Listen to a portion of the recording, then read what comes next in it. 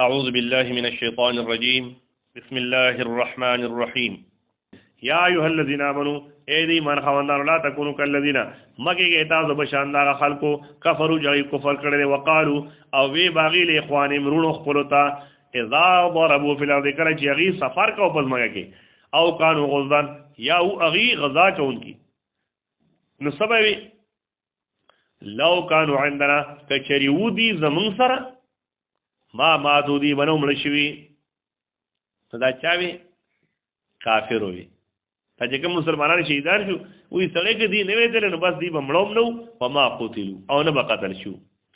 ليجعل الله ذلك تدې د پاره چې وګرځي الله تعالی دا خبره حسرتا فی قلوبهم افسوس پزلونو دای کې والله یحیی و یمیت الله ژوند کول کوي امړه کول کوي والله الله تعالی بما تعملون بصیر هغه اعمال چې کوي تاسو بصیر لیدون کړي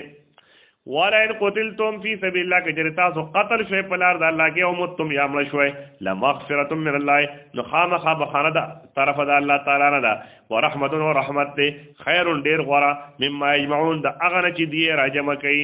د اغه مال نه چې دی په دنیا کې راجم کوي ولئن متم کجرتا سو مل شوي او قتلتم یا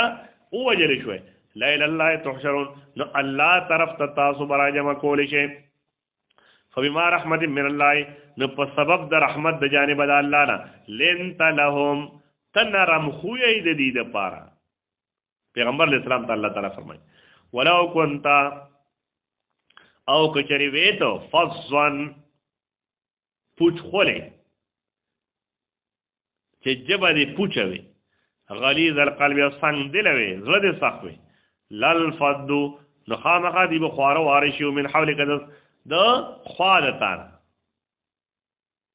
فاعفو عنهم نمافیو کدی توستغفر لهم بخانو غړ دي لپاره وشاورهم فی الامر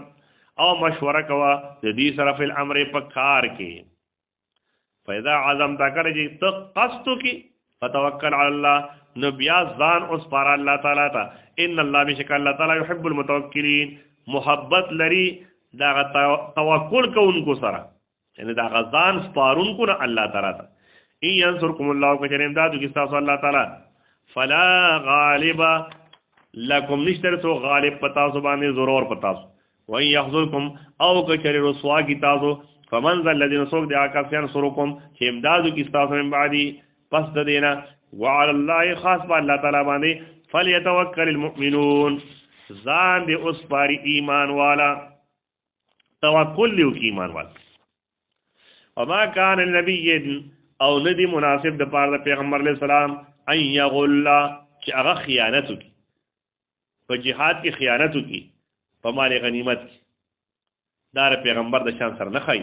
او من یغل ازو کې خیانت وکړو یاتی نورا بوړي بما غلا په هغه سره چې خیانت کړي یوم القیامت پر ورځ د قیامت چې کم سیس کې غلا کم سیس کې خیانت کړي او ور سره پر ورځ د قیامت الله حاضر کی چې دا سیستا پټ کړ ثم توفى كل نفس ان بیا پورو ور کړی شي هر یو نفس ته هر انسان ما کسبت بدله دا عمل چې د کړی دا وهم لا یظلمون او دې سره بزیاتې نشي کېږي افمن اتبع رضوان الله هغه څوک چې تابعداري کوي د رضا د الله تعالی کمن پشان داغه چا دی با ابي سخط من الله چې اخذ شوی